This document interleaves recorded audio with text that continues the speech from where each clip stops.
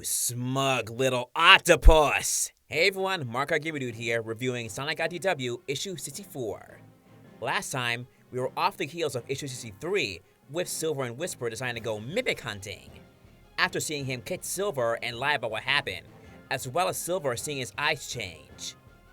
We start with them hiding in some bushes, although it's clearly literally in the middle of the reservation, and Silver's head can clearly be seen. They aren't doing a good job of, being out of sight. Silver's getting a bit impatient as they've been watching Duo for days and hasn't done anything creepy or strange. Whisper says to wait and be patient as they need more proof before jumping the gun. Silver, however, doesn't listen and jumps the gun and flips Duo, but Lanolin and her whisk helps him up and tells Silver to get out of the bushes, as she can see him, obviously, and knows she's been seeing him doing some spying, and wants an explanation. Now that they've been exposed, Whisper has no choice but to come out and say to stop a monster. Silver and Whisper tell Lanolin out loud that Duo is Mimic. Lanolin wants proof of this, as this is a very big accusation. Whisper says they'll be getting proof soon, but Lanolin continues to defend Duo. Whisper is wasting no time and is going for Mimic, but Lanolin flips Whisper, which makes the two fight. During that commotion, Silver sees Duo escaping. Silver attempts to trap him, but Duo resorts to his innocent act and runs into town and makes a scene, and actually injures himself on purpose, just to throw Whisper and Silver off. Everyone is watching, Tango and Jewel come in and things are not looking good. Whisper is baffled and was so sure Duo was Mimic, as she wouldn't expect Mimic to actually injure himself on purpose. To which Tango comforts her, again. Lanolin is not happy with what just happened, and by the end of all this, Silver is dismissed from the Diamond Cutters. Ooh, does this remind you of something? Later, Jewel comes to see Duo, who is in the hospital getting patched up, and asks him to work in her office. She leaves, and Duo, seeing a new development, I believe he is contacting Clutch maybe in this panel. And that's where that story ends, for now. We cut back to Blaze and Sonic, who are bringing food to Tails and Amy. Blaze notices Silver and goes to check up on him. Silver tells Blaze, while not the whole specific thing, that he messed up, and quotes back to Espio's word about advice back then. Blaze gives him a pep talk and tears him up. And the moment is ruined thanks to Sonic. Oh, and this moment is gonna have shipping fans go wild. After Sonic speeds off, the duo are left on their own, and talk about being in this world, to which Blaze suggests Silver to come with her on a trip to Soliana. Sonic 06 reference! And the two take off to that area, and that's where this whole issue ends. Okay! Oh, I have so many things to say about this issue because... oh boy. Okay. Alright. This issue, it went the most predictable route, but not in the good way, but in the bad way. Not only that, but in the fastest way possible. So much tension and so much things happened so quickly. Now, I didn't hate this issue. I just didn't like how this was handled. I think a majority of us were expecting something else outside of the predictable route, since issue 63 was seeming to build up something for Silver and Whisper to be conducting their own investigation. But then 64 went and twisted it back and it went down. Issue 63 was setting up something good, and then we get this? I was expecting more sneaky scenes with Silver and Whisper. Even though, yeah, it was said they were spying on him for days, still I would like to see more of that in just 2 pages. Also, they should have picked a better hiding spot, come on guys.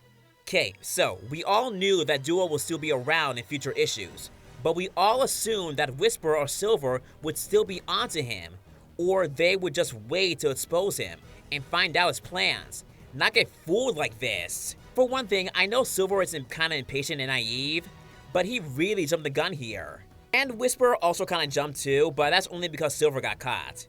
I was not expecting them to be fooled so easily, especially with what they had on him, even if it was minor.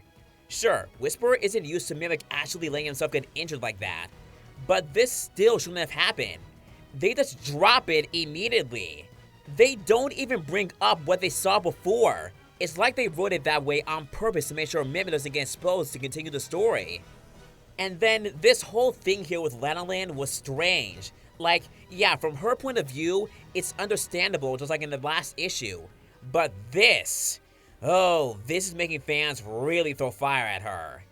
And she knows about Mimic, so if I was her, I would have given them some more leeway to show their proof. I mean, hello, a shapeshifter? Yes, I know, again, from her point of view, Duo is just a powerless kid who's being accused again, and two skilled fighters are trying to hurt him without any proof. I would have maybe have changed this scene a bit to give Silver and Whisper a chance to tell their side of the story, which would have led them to say, I saw him kick Silver, or I saw your eyes change, because they didn't get a chance to tell them those things. And then Lanolin would have been like, Duo, care to explain yourself? Those points maybe could have had Mimic in the corner and be like, oh dang it, I'm done now.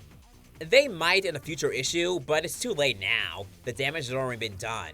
And now everyone is like against Silver after what he did. It's literally just like that Archie traitor plot all over again.